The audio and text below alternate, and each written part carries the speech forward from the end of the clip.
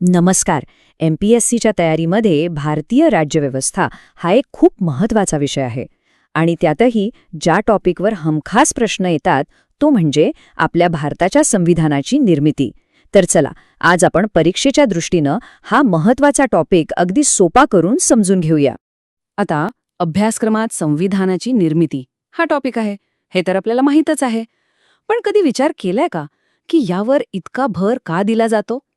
कारण ही फक्त एक इतिहासातली गोष्ट नाहीये, हे आपल्या संपूर्ण राजकीय व्यवस्थेचं, आपल्या लोकशाहीचं जणू काही DNA आहे. आणि एकदा का हे मूळ समजलं की पुढचे सगळे टॉपिक्स एकदम सोपे वाटायला लागतात. स्क्रीनवर जे शब्द दिसतायत ना, हे फक्त अभ्यासक्रमातले मुद्दे नाहीत. हे आहेत प्रिलिम्स आणि मेन्समधले संभाव्य प्रश्न. आणि या सगळ्यांचा जो पाया आहे तो म्हणजे संविधानाची निर्मिती. जर हा पायाच पक्का असेल तर त्यावर राज्यव्यवस्थेची एक मजबूत इमारत आपण नक्कीच उभारू शकतो.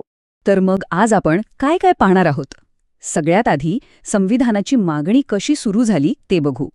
मग आपल्या देशाचं विजन कसं ठरलं यावर बोलू. त्यानंतर डॉक्टर आंबेडकरांची निर्णायक भूमिका समजून घेऊ.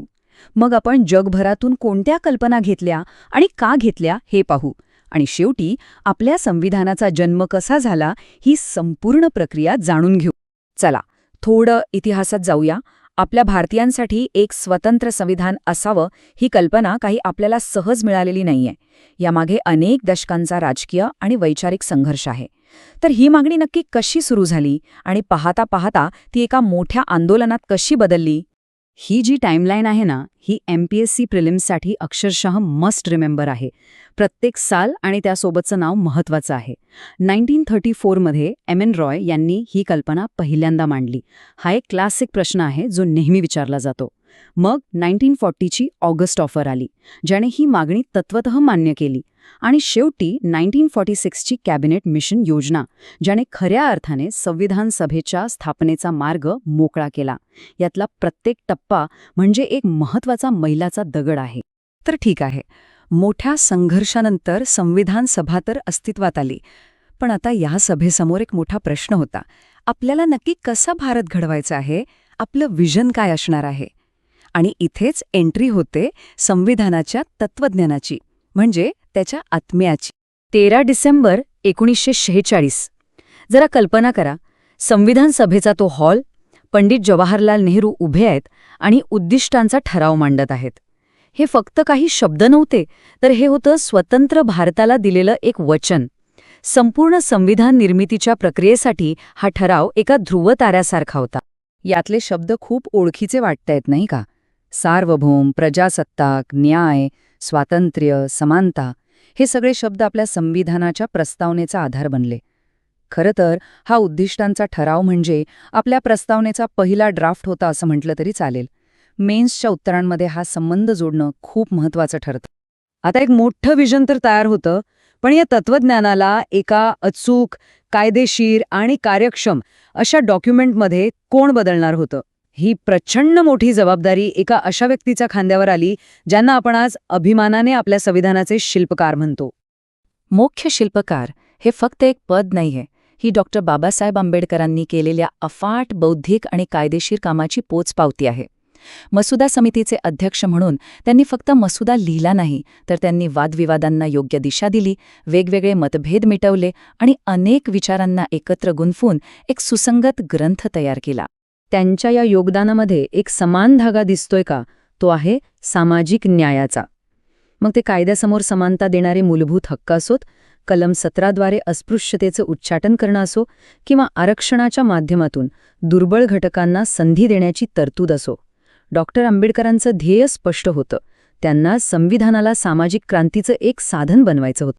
आता एक महत्त्वाचा प्रश्न नेहमी विचारला जातो, आपलं संविधान म्हणजे फक्त वेगवेगळ्या देशांकडून घेतलेल्या कल्पनांचे एकत्रीकरण आहे का? तर याचं उत्तर आहे अजिबात नाही.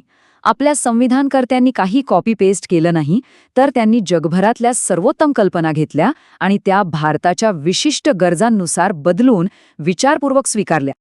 हा जो तक्ता आहे तो MPSC प्रिलिम्ससाठी एक खजिनाच आहे. जोड्या लावासारखे प्रश्न थेट इथूनच येतात. बघा, संसदीय प्रणाली आपण ब्रिटनकडून घेतली कारण आपल्याला तिचा अनुभव होता. मूलभूत हक्क अमेरिकेकडून घेतले कारण व्यक्ती स्वातंत्र्यावर भर द्यायचा होता. मार्गदर्शक तत्वे आयर्लंडकडून घेतली, कारण आपल्याला एक कल्याणकारी राज्य स्थापन करायचं होतं. हे सगळं नियोजनबद्ध होतं, योगायोग नव्हतं. आपण अमेरिकेसारखी एकदम कठोर संघराज्य पद्धती का नाही स्वीकारली? याचं कारण म्हणजे भारतासारख्या प्रचंड विविधतेने नटलेल्या देशाची एकता टिकून ठेवण्यासाठी एका मजबूत केंद्राची गरज होती. आणि म्हणूनच आपलं संविधान भारताला राज्यांचा संघ म्हणजे युनियन ऑफ स्टेट्स म्हणतं. राज्यांचे संघराज्य म्हणजे फेडरेशन ऑफ स्टेट्स नाही. हा जो वैचारिक फरक आहे तो मेन्सच्या उत्तरांसाठी खूप महत्वाचा आहे. तर तत्वज्ञान ठरलं, शिल्पकार कामाला लागले आणि जगभरातल्या सर्वोत्तम विचारांचा स्वीकारही झाला. आता आपण या मोठ्या प्रक्रियेच्या शेवटच्या टप्प्याकडे आलो आहोत, म्हणजेच भारतीय संविधानाच्या जन्माकडे. 299 हा फक्त एक आकडा नाहीये. आपल्या देशाच्या दुःखद फाळणीनंतर संविधान सभेत राहिलेल्या सदस्यांचीही संख्या आहे. आणि याच 299 लोकांच्या खांद्यावर एका नवीन, स्वतंत्र भारताचं भविष्य लिहिण्याची ऐतिहासिक जबाबदारी होती. 2 वर्षे, 11 महिने आणि 18 दिवस. विचार करा, या काळात किती सखोल चर्चा, किती वादविवाद झाले असतील. आणि मग तो ऐतिहासिक दिवस आला, 26 नोव्हेंबर 1949. MPSCच्या प्रत्येक विद्यार्थ्याने लक्षात ठेवायची तारीख, आपला संविधान दिन, ज्या दिवशी आपल्या संविधानाचा अंतिम मसुदा स्वीकारण्यात आला. सर्वोच्च न्यायालयाचं हे चित्र आपल्याला एका शक्तिशाली गोष्टीची आठवण करून देतं. ती म्हणजे तेव्हा तयार केलेली ही चौकट म्हणजे संग्रहालयात ठेवण्याची वस्तू नाही, तर हा एक जिवंत ग्रंथ आहे, ज्याच्या आधारावर आजही आपल्या देशाचा कारभार चालतो. प्रशासनात येऊ इच्छिणाऱ्या प्रत्येकासाठी हा ग्रंथ समजून घेणं हे फक्त परीक्षेपुरतं महत्त्वाचं नाही, तर त्यांच्या भविष्यातल्या कामाचा तो पाया आहे. आणि शेवटी एक विचार करूया. हे संविधान 1950च्या दशकातल्या आव्हानांसाठी बनवलं गेलं होतं, पण त्याची खरी ताकद आहे त्याच्या लवचिकतेमध्ये. आपल्या अभ्यासक्रमात घटनादुरुस्ती प्रक्रिया हा जो टॉपिक आहे, तेच तर ते साधन आहे जे संविधानाला काळाबरोबर बदलण्याची शक्ती देतं.